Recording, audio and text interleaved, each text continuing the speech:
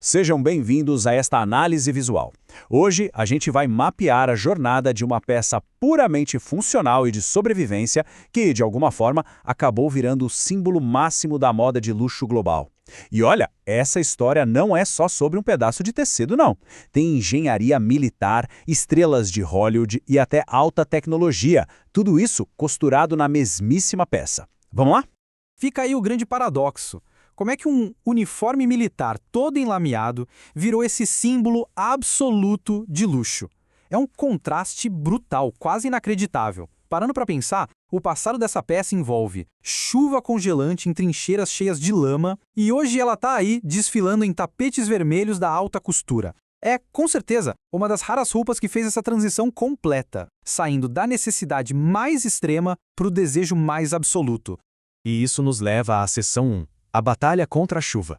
Tudo começa lá em 1856, na Inglaterra.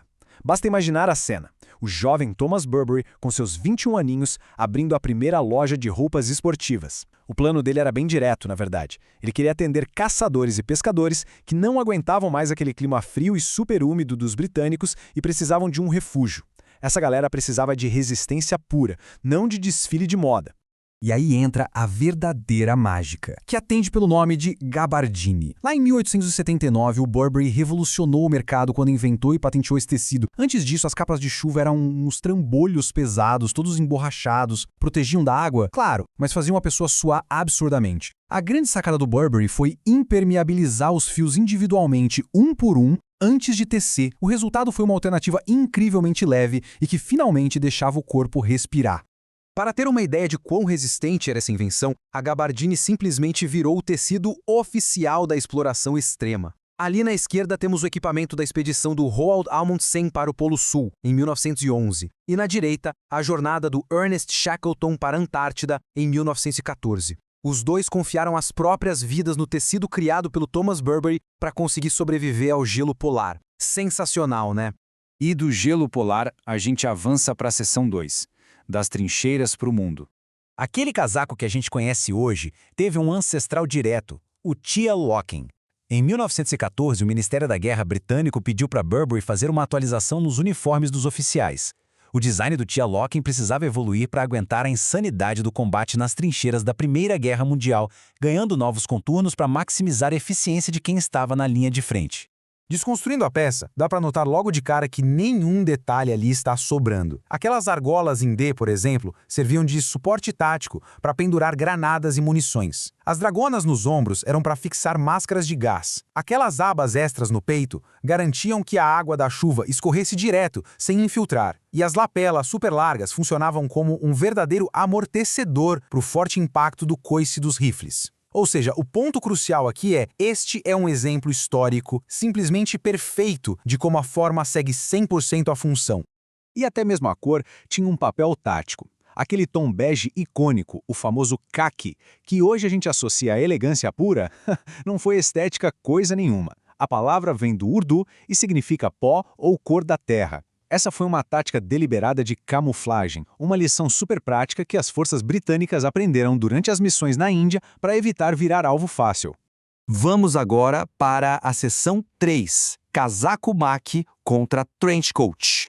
Para entender melhor o lugar do trench coats na moda, é bacana comparar com o irmão mais velho dele, o casaco Mac. Ele nasceu de uma inovação do químico escocês Charles Mackintosh, lá na década de 1820. Ele criou um sanduíche de algodão colado com um miolo de borracha colorida, criando uma peça 100% à prova d'água. Mas como tinha borracha no meio, já dá para imaginar que a respirabilidade passava longe daquela oferecida pela gabardine.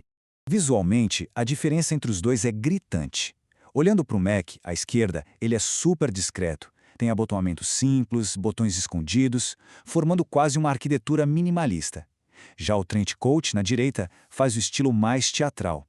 Ostenta abotoamento duplo, ferragens aparecendo, argolas, fivelas.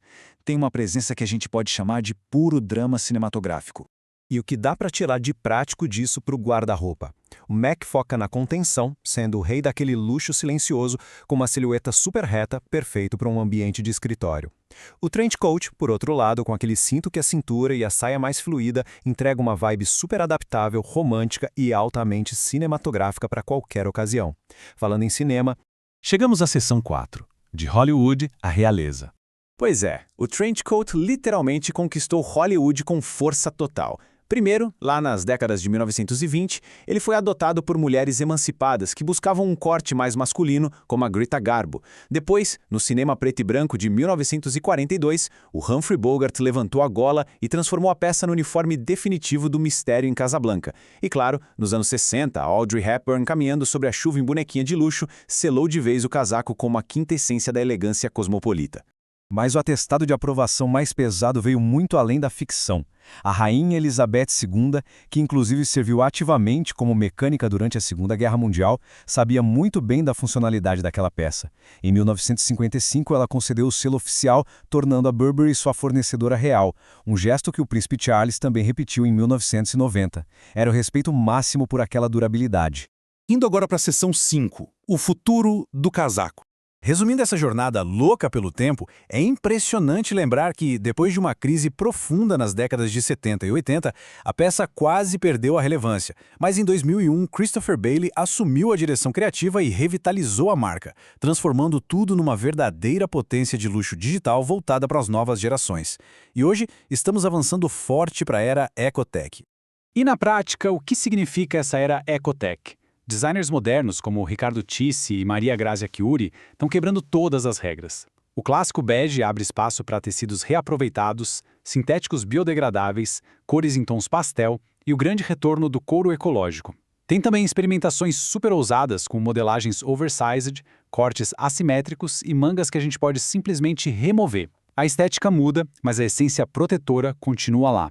E além de todo esse visual novo, a engenharia continua evoluindo por dentro dos fios. A ascensão da moda tech está integrando tecidos que não só repelem água, mas bloqueiam ativamente os raios UV e possuem até tecnologia de aquecimento térmico embutida. No fim das contas, a peça continua fazendo hoje exatamente o que o Thomas Burberry pensou lá no século XIX. Resolver problemas climáticos reais, só que agora com uma ajudinha pesada da tecnologia inteligente e vestível. O núcleo de toda a nossa exploração se resume perfeitamente a isto. O Trenchcoat sobrevive e prospera década após década porque é um manifesto de estilo atemporal. Ele carrega raízes históricas muito profundas, mas tem essa capacidade constante de se reinventar, dialogando com os valores de cada nova geração. O que nos deixa com um pensamento bem instigante para o futuro. Se uma peça criada exclusivamente para aguentar trincheiras lamacentas conseguiu se adaptar aos tapetes vermelhos e agora abriga sistemas de aquecimento térmico, o que mais está prestes a mudar na forma como nos vestimos é de explodir a cabeça. Até a próxima análise.